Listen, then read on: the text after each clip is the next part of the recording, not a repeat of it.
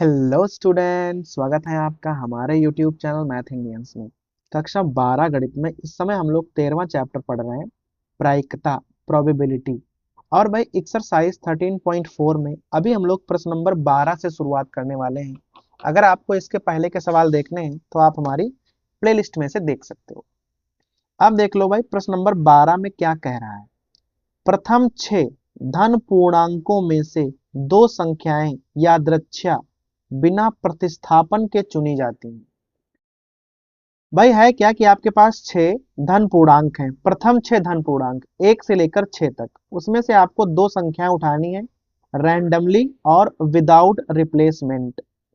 मान लें कि x जो है वो दोनों संख्याओं में से बड़ी संख्या को व्यक्त करता है, तो आपको ex ज्ञात करना है। ex का मतलब है आपको एक्सपेक्टेशन, प्रत्याशा ज्ञात करनी है। तो भाई देख लो कि सवाल को आप किस प्रकार से शुरू करने वाले हो। सबसे पहले आप प्रथम 6 धन पूर्णांक जो होते हैं उन्हें लिख लेंगे 1 से लेकर 6 तक। अब क्या करना है कि आपके पास 6 संख्याएं हैं, ठीक है। इनमें से कोई दो संख्याएं आपको चुननी है। चुननी कैसे है? रैंडम पहली बात तो, और विदाउट रिप्लेसमेंट चुननी है आपको, ठीक है। तो देखो, आपने भाई क्रमचय और संचय में पढ़ा है कि अगर 6 संख्याएं हैं, आपके सामने 6 संख्याएं रखी हैं और इसमें से आपको दो संख्याएं चुननी पड़ जाएं, ठीक है। क्या करना है आपको? दो संख्याएं चुननी हो तो कुल प्रकार कितने हो जाएंगे?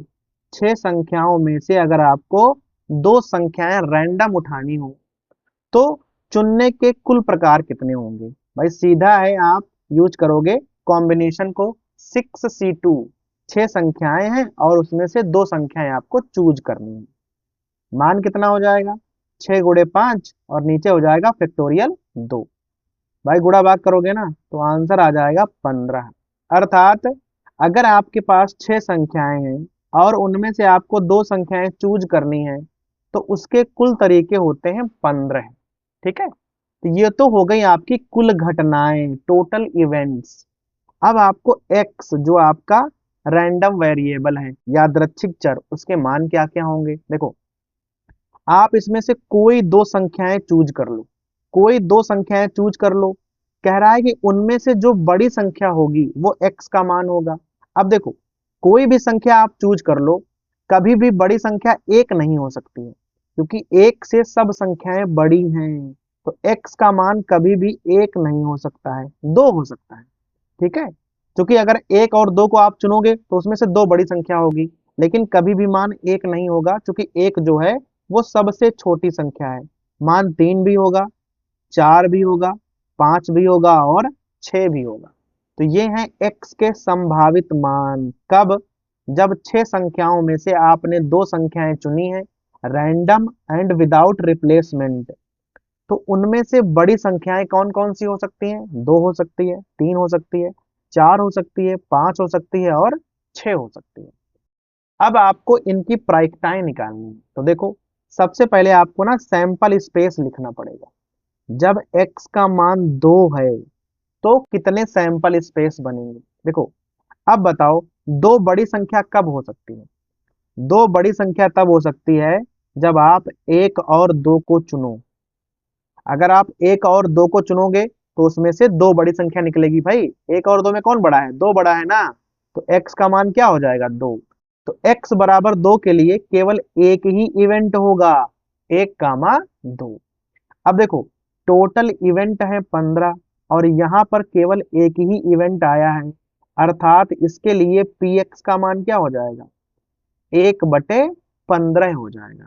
किसके लिए? जब आप x का मान 2 लेते हो। ऐसे ही ध्यान देना, अगर आप x का मान 3 लोगे तो देख लो कि x का मान 3 कब कब हो सकता है। देखना, अगर आप एक के साथ 3 ले लो तो कौन बड़ी संख्या है? 3 बड़ी संख्या है। और अगर आप 2 के साथ 3 ले लो तो कौन बड़ी संख्या है? 3 बड़ी संख्या है। तो हमें ऐसे सैंपल स्पेस लेने हैं जहां भाई x बराबर 3 है, अर्थात 3 ही बड़ी संख्या है। ऐसा आप सैंपल स्पेस ले लो। अब बताओ, यहाँ px का मान क्या हो जाएगा? यहाँ हो जाएगा 2/15, क्योंकि यहाँ दो इवेंट हैं और टोटल इवेंट कितने हैं आपके पास? 15 हैं। तो बटे में हमेशा 15 जाएगा। देखना, अब बताओ x का मान 4 कब होगा। तो आप ऐसी दो संख्याएं चुनो जहां पर 4 बड़ी संख्या हो। तो देखो, एक के साथ 4 चुनोगे तो 4 बड़ी संख्या होगा, दो के साथ 4 चुनोगे तो 4 बड़ी संख्या होगा, 3 के साथ 4 चुनोगे तब भी 4 बड़ी संख्या होगी। ठीक है, तो यहाँ पर 3 आ गए ना इवेंट, तो इसके लिए px का मान क्या हो जाएगा, मान हो जाएगा 3/15। ध्यान दिए रहना, अगर आप x का मान 5 लेते हो, अब आपको ऐसी संख्याएं चूज करनी है जहां पर 5 बड़ी संख्या निकले। तो एक के साथ 5 ले लो, दो के साथ 5 ले लो, 3 के साथ 5 ले लो, या भाई 4 के साथ 5 ले लो। देख लो, इन सब में बड़ी संख्या 5 ही है। तो यहाँ पर px का मान क्या हो जाएगा, 1 2 3 4, 4 वैल्यू हैं तो हो जाएगा 4/15। लास्ट में एक मान बचा है कि जब x का मान 6 होगा, तो आपको ऐसी संख्याएं चूज करनी है जब उसमें से 6 बड़ी संख्या निकले। एक के साथ 6 ले लो, दो के साथ 6 ले लो, या भाई 3 के साथ 6 ले लो, 4 के साथ 6 ले लो, या 5 के साथ 6 ले लो। सब में 6 ही बड़ी संख्या है। तो यहाँ पर px का मान क्या हो जाएगा, 1 2 3 4 5, तो हो जाएगा 5/15। आपको x के मान भी मालूम हो गए और आपको px के मान भी मालूम हो गए। तो देखो, इस सवाल में मेन क्या था कि आपके पास 6 संख्याएं थी, उसमें से आपको दो संख्याएं रैंडम उठानी है। तो हमने क्या किया कि भाई दो संख्याएं आप कितनी प्रकार से उठा सकते हो, हमने उसके कुल प्रकार निकाल लिए 6c2 कॉम्बिनेशन का यूज करके। 6c2 का मान आ गया 15, अर्थात जो टोटल तरीके होंगे वो 15 होंगे। फिर हमने भाई ये दिखा दिया कि x का मान 2 कब होगा, अर्थात आप ऐसा जोड़ा उठाओ संख्याओं का जिसमें दो बड़ी संख्या हो। 3 में 3 बड़ी संख्या हो, तो हमने ऐसे जोड़े उठाए हैं जहां पर 3 में 3 बड़ी संख्या, 4 में 4 हो बड़ी, 5 में 5 हो बड़ी और 6 में 6 हो बड़ी। इस प्रकार से मान मालूम हो गए ना। तो अब आप टेबल बना लो, जिसे हम लोग बोलते हैं प्रायिकता बंटन। इस प्रकार से भाई आपको टेबल बनानी है। ये हो जाएंगे x और ये हो जाएंगे आपके px। देखो, x का मान 2 है, फिर 3 है, फिर 4 है, फिर 5 है और फिर 6 है। तो px के मान क्या है, इसका मान है 1/15, इसका मान है 2/15, इसका मान है 3/15, 4/15 और 5/15। जरा जोड़ कर देख लो कि इन सब का मान एक के बराबर है या नहीं है। देखो, 2 1 3 3 3 6 4 10 5 15, 15/15 अर्थात 1 हो जाएगा। अगर जोड़कर 1 आ गया है तो समझ जाओ आपका ये प्रायिकता बंटन एकदम सही निकला है। लेकिन आपको यहाँ निकालना क्या है, आपको निकालना है प्रत्याशा। प्रत्याशा मतलब माध्य। प्रत्याशा को हम लोग बोलते हैं ई एक्स। और सूत्र क्या होता है, सूत्र होता है sigma x into P x. X और पी एक्स की गुणा करनी है और जोड़ते हुए चले जाना है। भाई गुणा कर लो, 2 की गुणा यहाँ करो तो क्या हो जाएगा, यहाँ हो जाएगा 2/15 है। 3 की गुणा यहाँ करो तो 3 दूना 6/15 है। यहाँ 4 तियां 12/15, 5 चक्को 20/15 और यहाँ 6 पंचे 30/15 है। अब पूरा जोड़ लो, देखो 30 20 50 और 12 62, 62 6 68 और 68 2 70 हो जाएगा। भाई कुल मिला के आ गया 70/15। ठीक है, चाहो तो भाई हल कर लो इसको। भाई 15 चक्को 60, 10 बचेंगे, 15 6 का 90 और भाई ऐसे ही 15 6 का 90 90 चलता रहेगा और वैल्यू आ जाएगी 4.67। ये है आपकी प्रत्याशा। प्रत्याशा भी बोल सकते हो और इसे आप माध्य भी बोल सकते हो। तो भाई यहाँ तक क्लियर हो गया ना। तो ये हो जाएगा हमारा सवाल नंबर 12। 12 के बाद चलते हैं हम लोग सवाल नंबर 13 पर। और देख लो किताब में क्या कह रहा है। पासा वाला सवाल है। कह रहा है कि मान लीजिए दो पासे आपको एक साथ फेंकने हैं और प्राप्त संख्याओं के योग को x से व्यक्त किया गया है। तो x का प्रसरण और मानक विचलन आपको ज्ञात करना है। भाई आपको पता होना चाहिए कि प्रसरण हो या मानक विचलन हो। अब ये सिलेबस में नहीं रहा है, ठीक है। तो हम लोग यहाँ क्या करेंगे, पहले प्रायिकता बंटन बनाएंगे और उसके बाद इसकी प्रत्याशा कह लो या माध्य वही ज्ञात कर देंगे। अभी कोर्स में केवल माध्य और प्रत्याशा ही बची है। ये प्रसरण और मानक विचलन कोर्स से हटा दिया गया है। तो ये दो चीजें हम लोग यहाँ ज्ञात नहीं करेंगे, ठीक है। बाकी पूरा सवाल लगाएंगे। अब देख लो, आपके पास जो है वो दो पासा है, ठीक है। आपके पास दो पासा है, तो भाई दो पासा पर कुल मिलाकर 6 × 6 36 घटनाएं संभव हैं। अगर आप दो पासे उछालते हो तो 36 घटनाएं संभव हैं। अब कह रहा है ये जो x है ये क्या है, ये है प्राप्त संख्याओं का योगफल। आप भाई पासा दोनों उछालोगे और दोनों पर जो गिनतियां आएंगी उनको जोड़ दोगे और जो योगफल प्राप्त होगा ना वही आपका यादृच्छिक चर है, x है।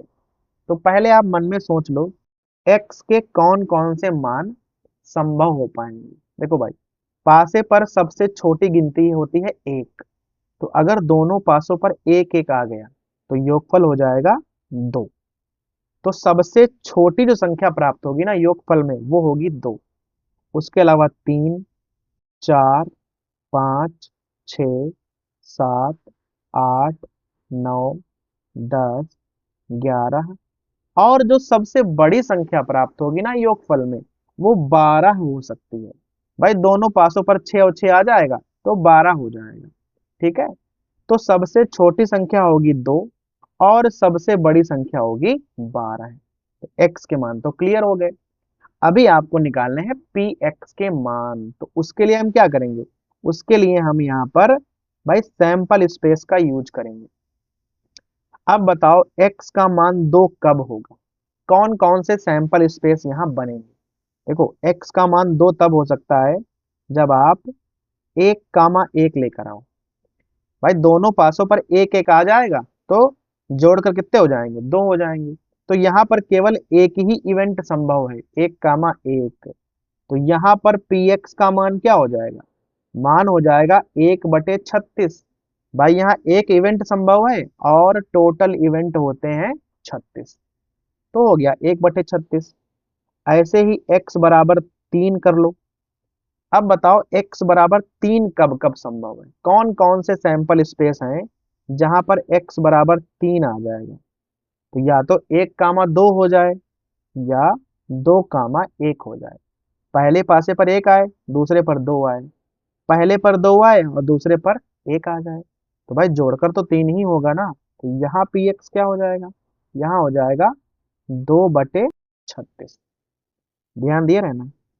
x का मान 4 कब होगा, तो देखो भाई हो सकता है कि 1, 3 आ जाए या हो सकता है 3, 1 आ जाए, ठीक है। या हो सकता है कि दोनों पासों पर 2 और 2 आ जाए, तब भी तो 4 हो जाएगा ना। तो यहाँ पी एक्स कितना हो जाएगा, यहाँ हो जाएगा 3/36। देख लो एक सिमेट्री बन रही है, 1/36, 2/36, 3/36। तो पक्का अगला वाला कितना हो जाएगा, 4/36। अब देख लो 5 कब कब आएगा। ऐसी संख्याएं बताओ जब भाई जोड़कर 5 हो जाए। 2 तो हमने लिख दी है, उसके अलावा 2, 3 भी हो सकता है और 3, 2 भी हो सकता है, ठीक है भाई। तो ये चार संख्याएं ऐसी हैं जब आप जोड़ कर देख लो तो योगफल 5 हो जाएगा। तो यहाँ पी एक्स कितना हो जाएगा, 4/36। देखा आपने। x बराबर 6 पर आ जाओ, संख्याएं ऐसी लेनी है कि भाई 6 आ जाए। तो 1, 5 और उसका उल्टा 5, 1। उसके अलावा 2, 4 और 4, 2। और उसके अलावा एक और होगा 3, 3। ये भी तो हो सकता है भाई, 3, 3, 6। 1, 2, 3, 4, 5, यहाँ 5 वैल्यू हैं। तो पी एक्स का मान हो जाएगा 5/36।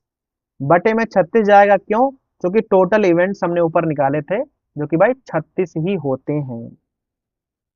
x बराबर 7 पर आ जाओ, बनाओ भाई। तो यहाँ हो जाएगा 1 6 या 6 1 हो सकता है। उसके अलावा 2 5 और 5 2 हो सकता है। उसके अलावा 3 4 और 4 3 हो सकता है। देख लो, यहाँ पर कुल मिलाकर 6 इवेंट हो गए हैं, तो हो जाएगा 6/36। अब x बराबर 8 ले आओ। 8 पर क्या है देखो, या तो 2 6 हो सकता है या 6 2 भी हो सकता है। उसके अलावा एक घटना और है, 4 4 भी संभव है। उसके अलावा 3 5 और 5 3 भी संभव है। कुल मिलाकर यहाँ है 5 घटनाएं। तो पी एक्स का मान क्या हो जाएगा, 5/36। देखो, 1 से लेकर 6 तक चले हो ना, अब 6 से लेकर 1 तक आओगे। इस प्रकार से एक सिमेट्री बन जाएगी। x बराबर 9 ले लो, तो यहाँ हो जाएगा 3 6 और 6 3। 4 5 भी हो सकता है और 5 4 भी तो हो सकता है। तो कुल मिलाकर 4 ही घटनाएं बनेगी। तो पी एक्स का मान क्या हो जाएगा, 4/36।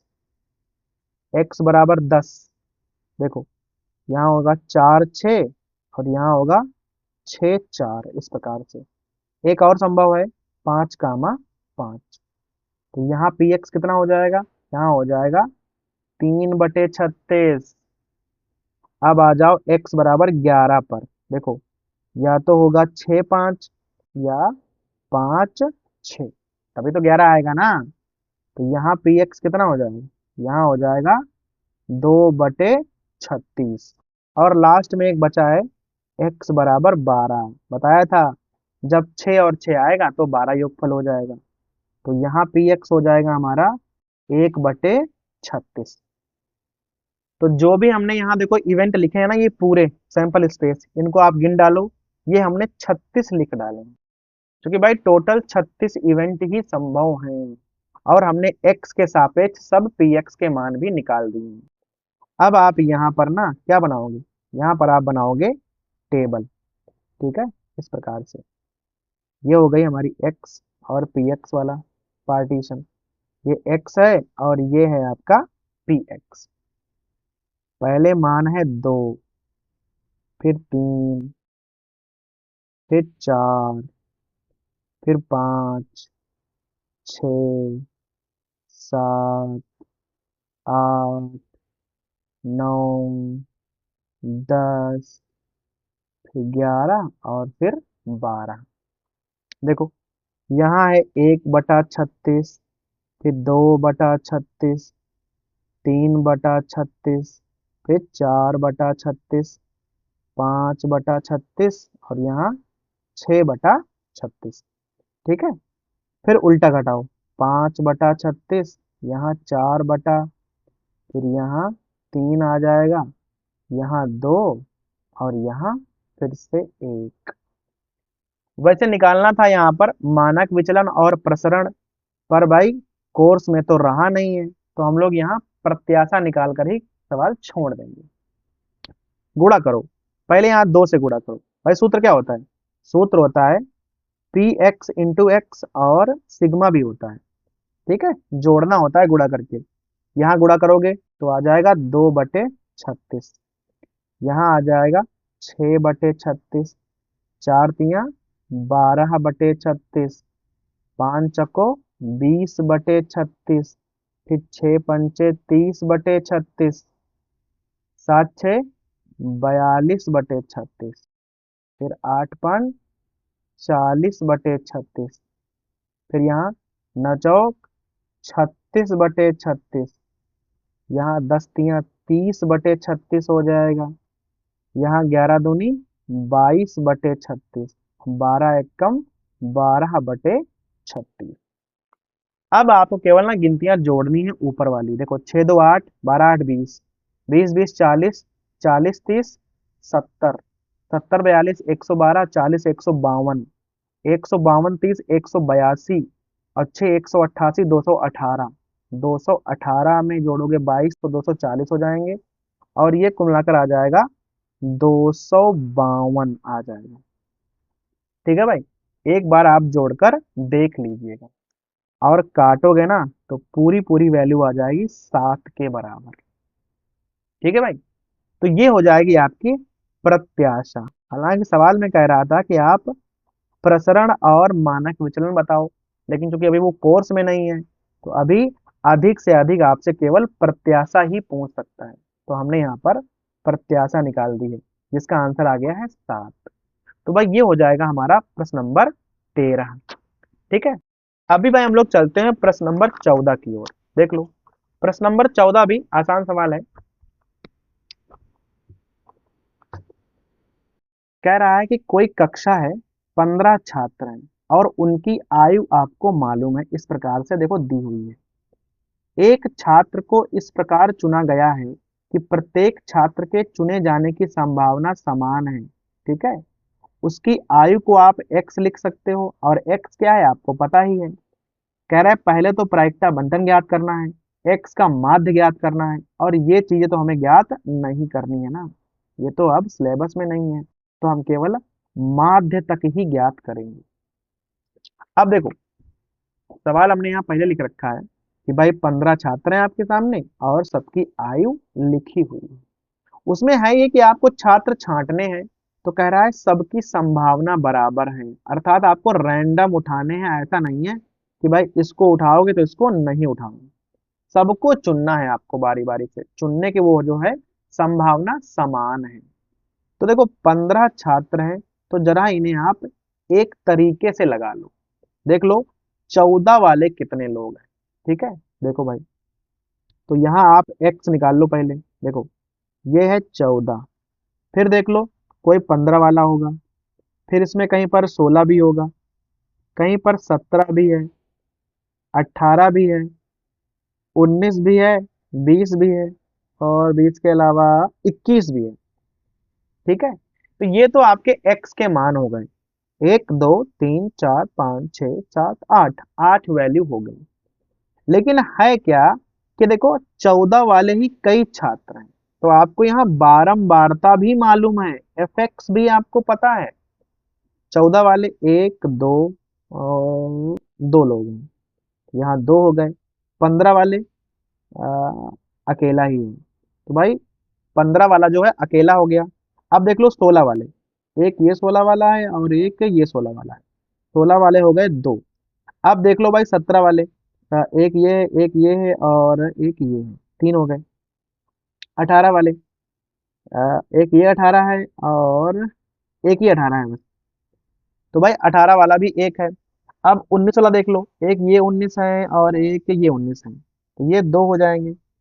फिर 20, एक दो तीन, तीन बार 20 है, और 21, 21 जो है वो केवल एक बार है। ठीक है, तो आपको एफ एक्स भी मालूम है। देख लो, दो एक तीन, तीन दो पाँच, पाँच तीन आठ, आठ एक नौ, नौ दो 11 और 11 4 15। भाई मान तो 15 के बराबर होना चाहिए ना, क्योंकि 15 ही तो छात्र हैं। तो आपको एक्स भी मालूम है और एफ एक्स भी मालूम है। इसकी सहायता से आप डायरेक्ट पी एक्स का मान निकाल सकते हो। देखना कैसे। भाई देखो, कुल मिलाकर 15 ही लोग हैं आपके सामने, जिसमें आप मान लो आपको 14 साल वाला लड़का छांटना है, तो वो दो ही बच्चे हैं 14 साल के, दो बच्चे हैं, और कुल मिलाकर आपके सामने हैं 15 बच्चे, तो उसमें से दो बच्चे छांटोगे तो प्रायिकता हो जाएगी 2/15। ऐसे अगर आप 15 साल वाला छांटोगे तो एक ही लड़का है ना, तो प्रायिकता हो जाएगी 1/15। फिर 16 साल का छांटोगे तो हो जाएगी 2/15। तो आसान है ना, जितनी बारंबारता है उतने बटे 15 कर दो, क्योंकि वही संभावना है उसकी।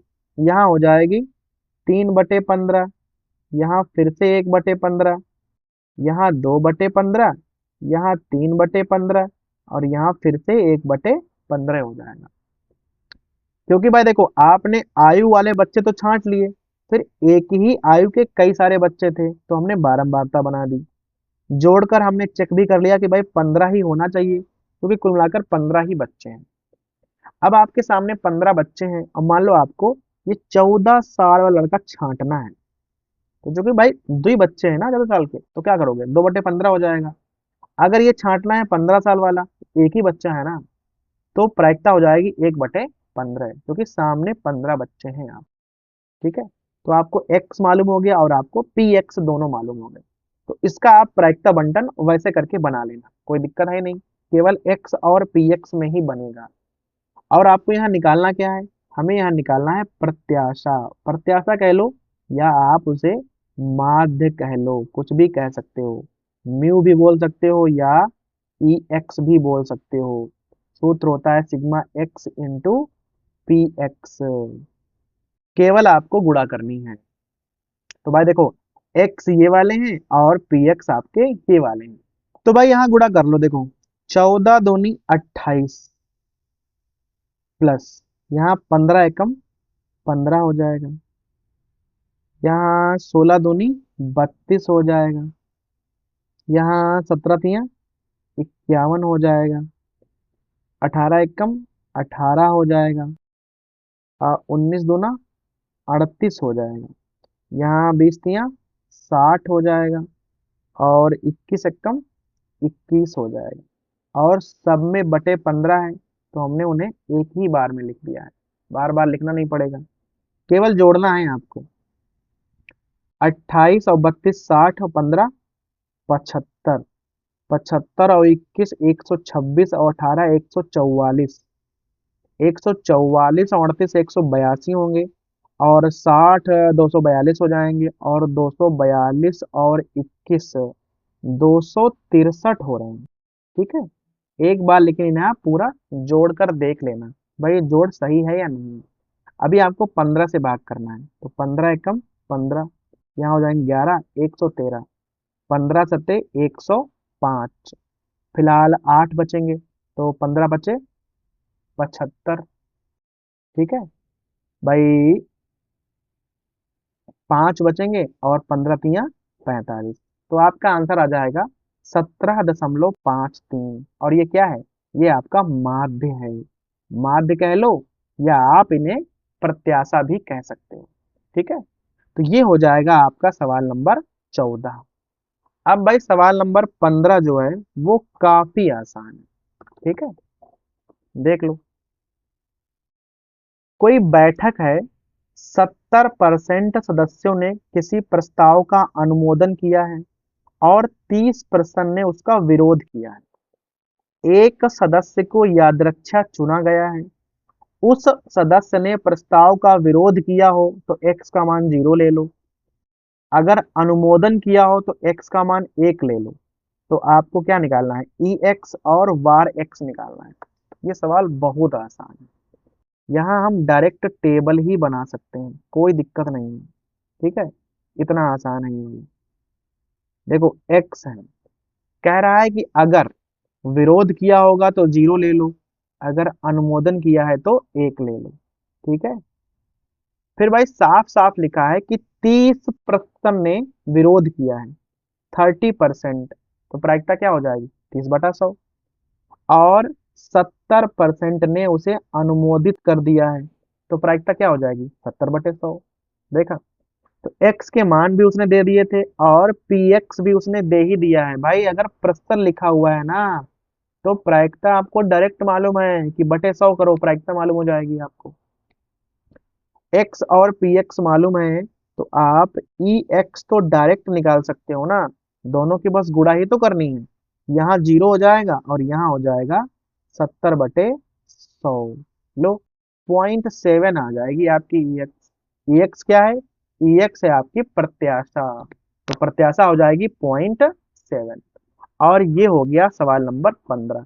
और भाई इसी के साथ जो हमारी एक्सरसाइज है 13.4, ठीक है, जो 13.4 है वो समाप्त होती है।